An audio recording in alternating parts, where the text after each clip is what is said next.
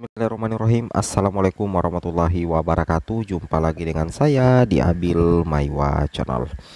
Jadi teman-teman, channel ini adalah merupakan channel pendidikan tempat kita berbagi tentang aplikasi pendidikan, Microsoft Office, serta tips dan trik komputer.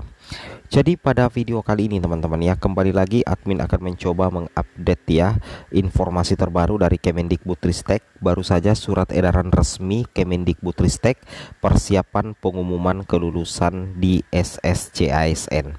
Tapi sebelum kita lanjut ya terkait dengan edaran resmi dari Kemendikbudristek, bagi rekan-rekan guru yang baru pertama kali mampir di channel ini, jangan lupa tekan tombol subscribe dan aktifkan lonceng notifikasinya agar setiap hari Bapak Ibu bisa mendapatkan update informasi terbaru seputar perkembangan P3K Guru formasi tahun 2023. Nah, di sini kita membahas surat edaran resmi dari Kemendikbudristek teman-teman ya, terkait dengan persiapan pengumuman kelulusan di portal SSCASN. Langsung saja teman-teman ya, kita to the point ke informasinya. Ini baru-baru saja teman-teman ya, ada edaran resmi dari Kemendikbudristek ya, untuk tentunya untuk pemerintah daerah. Ini di sini Kementerian Pendidikan, Kebudayaan, Riset dan Teknologi, Direktorat Jenderal Guru dan Tenaga Pendidikan ya teman-teman, bernomor 3771 B5 KP 0100 2023 per 30 November kemarin ya 2023. Lampiran ya, hal undangan rapat koordinasi ini diundang termasuk beberapa kepala kantor regional BKN ya teman-teman. Dan yang diundang itu adalah kepala dinas pendidikan provinsi, kabupaten, kota ya. Oke, di sini dikatakan dalam rangka pengumuman hasil seleksi P3K Guru 2023, Direktur Jenderal Guru dan Tenaga Pendidikan melalui Direktorat Guru Pendidikan Dasar akan menyelenggarakan kegiatan rapat koordinasi dan sinkronisasi data seleksi P3K Guru tahun 2023. Nah, jadi nantinya kalau kita perhatikan teman-teman ya, tujuan rapat koordinasi ini dilakukan oleh Kemendikbudristek dengan beberapa kepala dinas pendidikan dan kepala kantor BKN. Itu tujuannya adalah untuk sinkronisasi data seleksi P3K Guru tahun 2023 teman-teman. Yang mana kalau kita perhatikan, sehubungan dengan hal tersebut, kami mohon saudara dapat menugaskan sesuai dengan nama terlampir satu orang staf dinas pendidikan yang menangani P3K, satu orang staf BKD, BKPSDM yang menangani P3K, satu orang staf Kangrek BKN yang menangani bidang pengangkatan dan pensiun ya, satu orang. Di sini kalau kita perhatikan jadwalnya itu adalah ini tanggal 6 teman-teman ya, tanggal 6 sampai dengan 9 Desember 2003. Jadi bertepatan dengan hari pertama rencana pengumuman kelulusan P3K. Akankah kira-kira teman-teman ya, akankah kira-kira pengumuman kelulusan itu tertunda lagi di tanggal 6 sampai 9 Desember?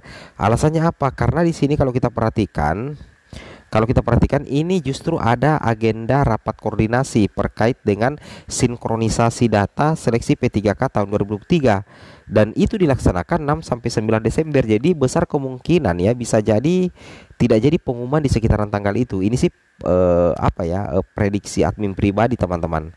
Nah, tujuannya apa sebenarnya ini? Tujuannya itu adalah terkait dengan pengumuman kelulusan ya.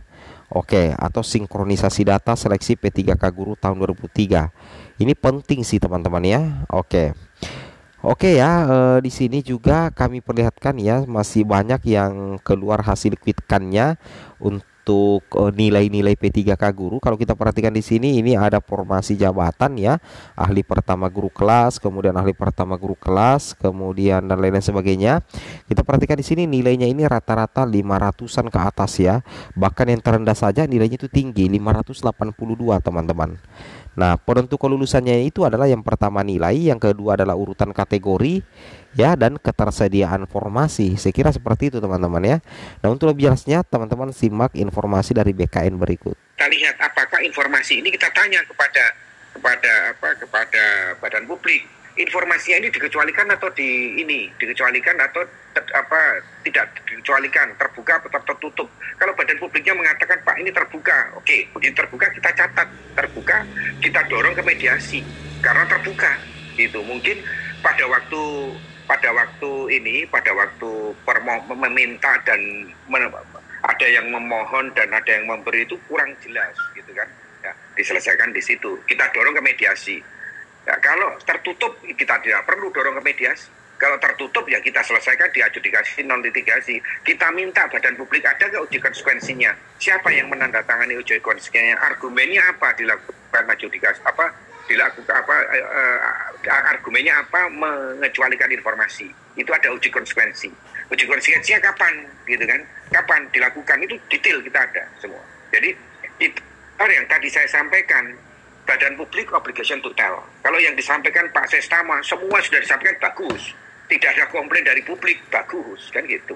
Tapi kalau publik masih komplain ya kita selesaikan, right to information gitu. Jadi ada to tell, ada right to know. Kalau ini tidak tercapai, ada information di situ. Kira itu, Mbak Dia. Baik, Bapak Doni. Terima kasih Pak atas penjelasannya. Kita geser dulu ya Pak ya ke Pak Suharman. Ini sudah ada beberapa pertanyaan Pak. Yang pertama ini ada penanya seperti ini Pak. Jadi formasi dosen itu ada 5, yang terdaftar ada 3. Nah, apakah ada optimalisasi bagi yang tidak lulus passing grade untuk mengisi kekosongan pada formasi tersebut seperti tahun 2018? Silahkan Pak Harmin. Ini satu-satu atau sekaligus? Satu-satu. Pertama, terkait dengan optimalisasi untuk formasi, optimalisasi formasi, pada dasarnya seluruh penentuan kelulusan dari seleksi calon aparatur sipil negara itu basisnya itu adalah regulasi. Jadi kalau di dalam regulasinya kemudian didorong adanya optimalisasi pengisian formasi, maka tentu saja nanti akan ada optimalisasinya. Tapi tentu ini tidak bisa kemudian, kalau regulasinya kemudian tidak ada optimalisasi, kemudian kita lakukan optimalisasi, kita keliru. Jadi intinya adalah seluruh kebijakan di dalam proses penentuan kelulusan dan pengisian formasi ini basisnya adalah regulasi yang sudah diumumkan atau disampaikan oleh atau ditetapkan oleh Kementerian Pan-RB. Jadi tidak bisa kemudian kebijakan itu dilakukan di tengah-tengah. Apalagi kalau kebijakan itu kemudian dilakukan tanpa ada dasar. Jadi sama halnya dengan seleksi per-3K di tahun 2022 yang lalu, kemudian kita lakukan optimalisasi pengisian formasi untuk P3K teknis misalnya, harus keluar dulu kebijakannya. Karena dia tidak diatur, awalnya itu tidak diatur di dalam peraturan Menpannya, tetapi kemudian karena jumlah tingkat keterisian formasinya begitu rendah, maka harus ada dasarnya dulu untuk bisa melakukan itu. Jadi tidak bisa kemudian serta-merta misalnya, ini ada 2 formasi yang kosong nih, langsung dioptimalisasi tanpa ada kebijakan. Itu nggak bisa. Karena ini tadi saya sampaikan prinsipnya adalah selain ada transparansi juga kemudian harus bisa dipertanggungjawabkan kepada publik.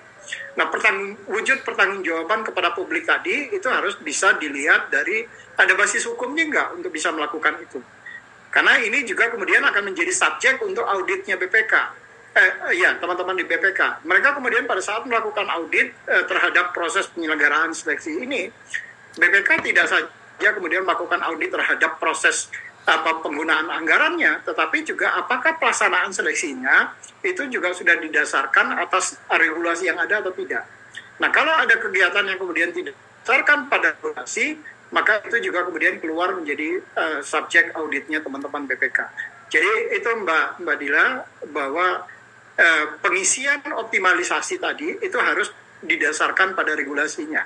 Jadi kalau tidak bisa kemudian serta-merta dilakukan optimalisasi. Itu kira-kira.